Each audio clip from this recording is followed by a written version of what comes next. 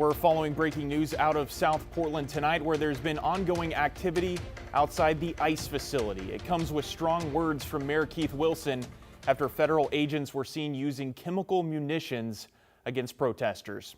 In it, he tells ICE agents to resign and those controlling the ICE facility to leave. He claims their use of violence has caused them to lose, quote, all legitimacy and have it replaced with shame. He's also referring to the deadly shooting by federal agents in Minnesota.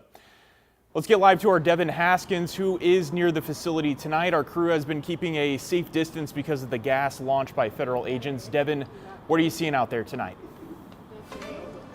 Right now, it's pretty calm. When you look behind me, there's a small group standing out in front of the ICE facility here on the South Waterfront. The crowd, though, much larger just several hours ago as thousands marched in the street from Elizabeth Crothers Park down here to the ICE facility, making their way here. And right when they got here, that's when we learned that federal agents fired tear gas and other munitions at the crowd, dispersing them, and that happened multiple times. Now that crowd easily in the thousands again right now, probably about 100. I'm going to pan out of the way. We'll have our photographer, Kyle, kind of shine the light over there.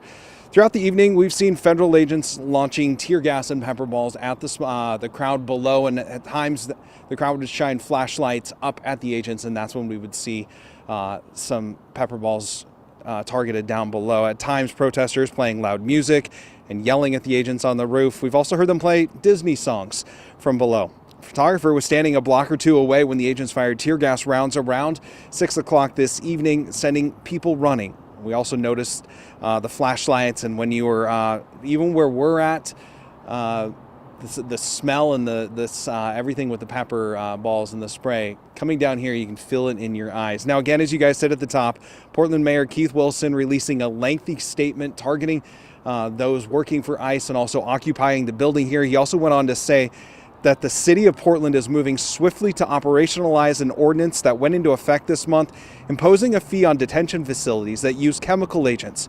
As we prepare to put that law into action, we are also documenting today's events and preserving evidence. The federal government must and will be held accountable. Again, the situation we've been keeping an eye on all evening. It's pretty calm right now. Again, just a couple dozen people standing out in front of the ICE facility here on the South Waterfront. That's it for now. John, we'll send it back to you. All right, Devin Haskins with a live report tonight. Devin, stay safe. Thanks so much for being out there for us. Before tonight's protest outside of the ICE facility, there were more than a dozen other local rallies planned. Thousands marched from Elizabeth Crothers Park to the ICE facility. The march led by members of more than 24 local unions. Our Jay Coulter was there and has more. I'm here for my students, I'm here for my coworkers, I'm here for Americans that are afraid to walk the streets right now or to leave their homes. Thousands of protesters marched down to the ICE facility Saturday afternoon in continued protest against the Trump administration, particularly the actions of federal agents. This is a workers' fight. You know, a lot of the people that they're targeting with ICE agents, they're employees of somebody. They're out there working. They're community members. They're contributing to society, and people shouldn't be afraid to go to work. In the hour before, a sea of cyclists pedaling out of Irving Park. There's a lot of people here, so it's going to be a little packed. The bike ride, a memorial for Alex Preddy, the man shot and killed by federal agents in Minneapolis last week, who was a cyclist himself. So I felt like being part of the cycling community, I wanted to come out and show my support and also to protest against the federal agents murdering American citizens. And in Beaverton Saturday morning, another couple hundred protesters lined the streets. These people that are honking, these people are saying, we've had enough. We need to make a change. We want to save our democracy. We want to have a humane, decent society again. That's why I'm here. Jake Holter, KGW News. There was also a large gathering of protests in Seattle today. Our sister station estimates thousands marched to the downtown Federal Building. Seattle area educators organized today's protest, which soon grew to include demonstrations from across the city, leading to roads being blocked. One protester says her stepfather self-deported after ICE agents shot and killed Alex Preddy in Minnesota. I do feel a little scared, questioning whether or not I should be carrying around my passport, trying to think about whether or not it's safe enough to commute in to work anymore on the ferry. This comes just days after the city's new mayor issued several executive orders aimed at blocking ICE from using any city property for enforcement and directing police to investigate any reports of ICE activity within Seattle. Meanwhile, in Minnesota, a federal judge has ordered immigration authorities to release a 5-year-old boy who was taken into custody earlier this month. His detainment sparking outrage across the country. NBC's Maggie Vespa reports from Minneapolis. Tonight, as protesters line the streets of Minneapolis, a major update to a case that's fueled outrage here and nationwide. A federal judge ordering the release of 5-year-old Liam Ramos and his father from a detention facility in Texas. The two taken from their snowy Minnesota driveway by federal officers last week. In a scathing rebuke to the Trump administration, the U.S. District Judge writing, the case has its genesis in the ill-conceived and incompetently implemented government pursuit of daily deportation quotas, apparently even if it requires traumatizing children.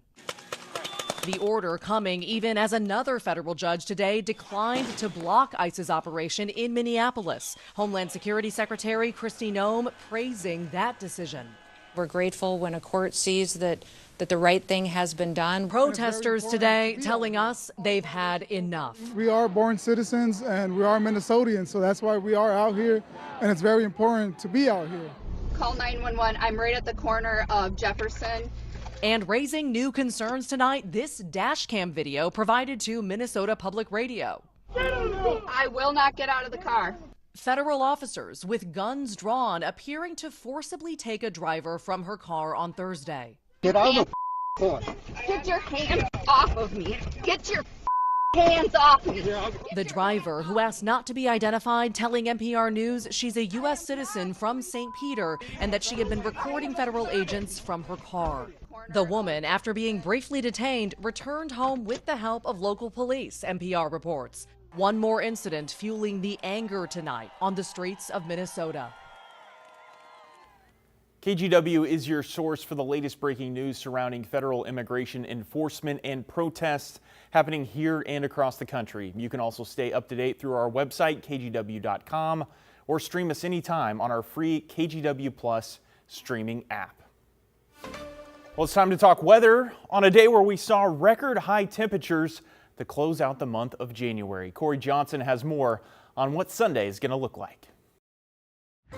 Well, we've got a calm, dry, and cloudy evening on tap for us. This is our Rose City camera. Beautiful night for us this evening, and it is sitting in the mid to upper 40s across many areas at this time. So it's a comfortable evening overall. Our Salem Sky camera, another gorgeous view, dazzling lights for us down at the Capitol. And then finally in Vancouver, the Springs at the waterfront. You can see that interstate bridge off in the distance. Very busy evening out there, it looks like. So getting across the evening hours and into our very early Sunday morning, we do have a system that makes its way in off the coast that's going to create a little bit of sprinkle for us, some light showers as we get throughout the early morning hours across the Willamette Valley, really from Vancouver all the way down through Eugene. And then as we get through the later part of the morning, early afternoon, that's when it becomes scattered and then it breaks up to just clouds as we get into the evening. Now, we do have more showers on the way on our Monday. We'll break down the timing of that and the temperatures coming up.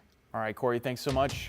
Detectives with Salem Police are investigating 2 separate cases of suspicious deaths. Police were first called to a home off of Dark Forest Place Northeast just after 1 Friday afternoon. There they found a woman's body. Then at around 6:30 that evening, they responded near Wallace Marine Park where they found another woman's body. While they investigate both cases, they don't see any connection or any threat to the public. Also new today, the Clackamas County Sheriff's Office is asking for victims to reach out after they arrested a man on multiple rape charges. This man, 24-year-old Jacob Koser, is also accused of strangulation, assault, menacing, and more. Detectives believe he met a victim through dating app Tinder and may have also used the app called Pure. He's being held on a $500,000 bail. The sheriff's office is releasing his photo in the hopes that other victims recognize him and reach out.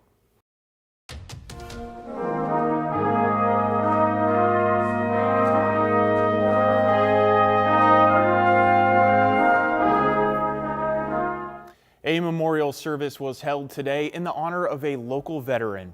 Ira Ike Schaub died late last year. He was serving in the Navy and stationed at Pearl Harbor during the Japanese attack in World War II.